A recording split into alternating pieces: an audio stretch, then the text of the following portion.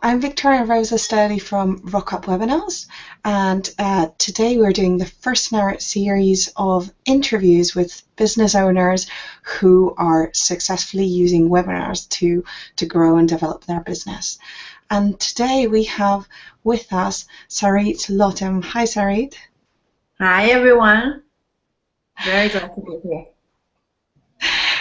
Great. And Sarit, can you tell us a bit about what it is that you do? What's your business? Yes, of course. So I'm a website and graphic designer. I've been designing website for the last 10 years for many, many, many small business owners, and I just love doing what I do. And I can see you've got a truly international global business. Uh, yeah, That's working. Yes, yes, yes. I have people, it's in this day and age, you have people coming to you from all over the world. So I have clients from Australia, from England, for of course America, from Israel, really all over the world. hmm Okay, and how did you get started doing webinars? Well, it was about a year ago, and my business coach actually recommended it. It's a fantastic way to get people on your list.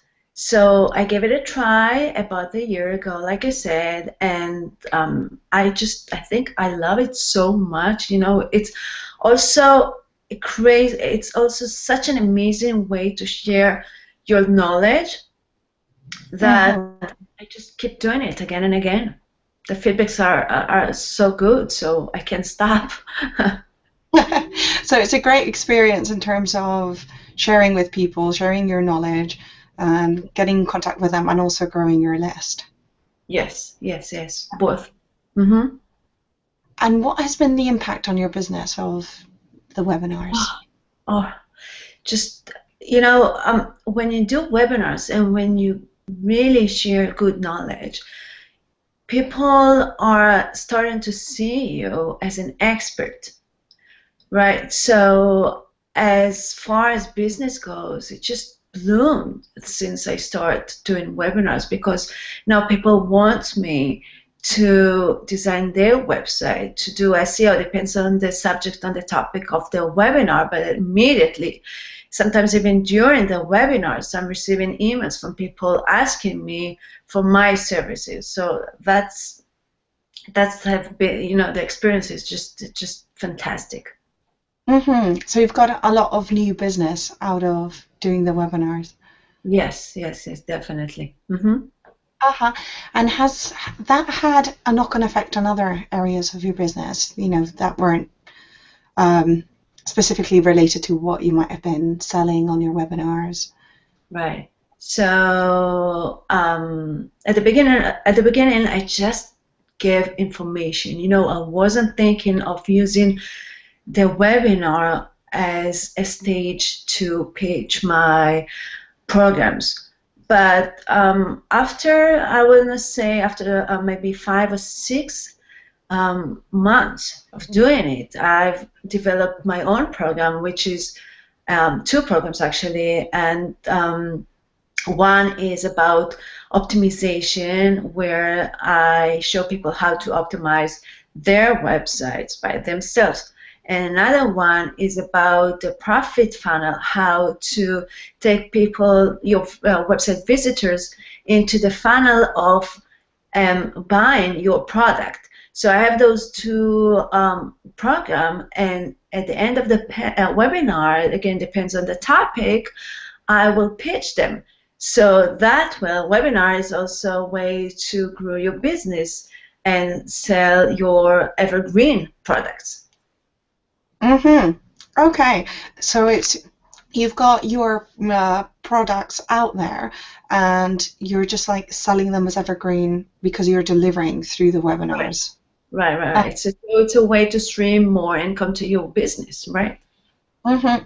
So you're actually an excellent example of using webinars for kind of like the three main things that people do. So, our traditional webinars where we're just delivering content, giving kind of like free training online. Also, more kind of like sales webinar where you're funneling people directly into a program, but you're also using it to deliver your paid content Right. online. Right, right. So many things that you can do with webinars. Once the webinar is over, it's on YouTube, and now you can use it as an opt-in. You can give a freebie. You can create slides out of the webinars. There's so many things that you can do with webinars. I highly recommend, if anyone out there is thinking of starting with webinars, go ahead and do it. So what would you say to people who are kind of like on the fence or maybe know they want to do it, but they're procrastinating about it? Just do it,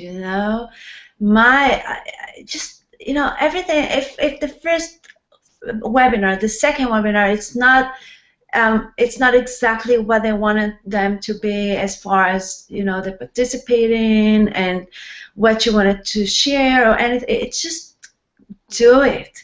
My first webinar, I only had 20 people sign up to my webinar, and only 2 showed up. And that was fine. It's an experience. You move on, you try again and again and again until you're satisfied, and you just do it. The experience is worth a while. Great. And some people say they start doing webinars and they have a similar experience to what you're describing, where they have not that many sign-ups and not that many people show up, and perhaps they don't make a lot of sales. So what do you think makes the difference between kind of like staying at that low level of webinars and then having them really work for you? So I think it's a matter of experience, and that's why I say just do it, and you need if you don't succeed in the first couple of webinars, that's fine. Just regard it as an experience. And so, because the more fluent you are, the more you feel secure in the knowledge that you want to share, the more people relate to what you have to share. So that's one thing I would say to people. So just practice again and again and again until you feel secure and you don't care about the camera or anything other than the knowledge that you want to share. So that's one thing. The other thing I would say is try different ads to your webinar. Try to see different images, different copies, see what people relate to and what makes people to sign up to your webinars. So don't just stick to one ad. Try different ads. So experiment with everything that you do. Experiment and see what works for you and what's not. So first of all, practice, just get going, do it, and then it sounds like split test, try it out, and which of those are working for you. Yeah. Correct. Great advice. I can tell that you are like the digital digital marketing. So and can you mentioned also that you had a free giveaway that you wanted to give to people who listened to your interview. So can you tell us about that? Yeah, absolutely. So thank you for letting me do that. But as a website designer, I noticed that the one thing, and I've been asking people again and again, the one thing that they always want to know is how to create a successful homepage. Because this is the first page, that the first contact that you have with your visitors.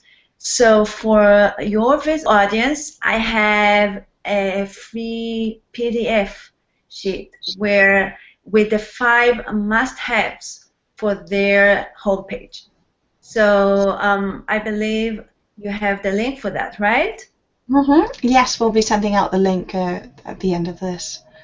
Great. So just go ahead, sign up. You don't have to pay anything. Just download the link, the PDF, and you will have a list of 5 must-haves for your homepage. So people can come to your homepage, they can stay, they can read, they can connect with you, and they can take the next step with you. Mm-hmm.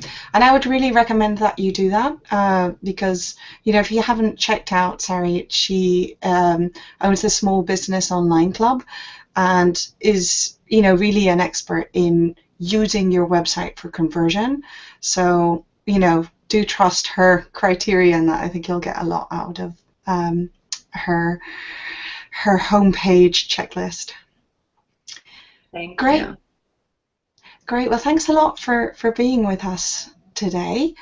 And Excellent. yeah, for everyone, if you've signed up, you'll be getting the email with the link to the checklist and also alerts about the next interviews that we're doing.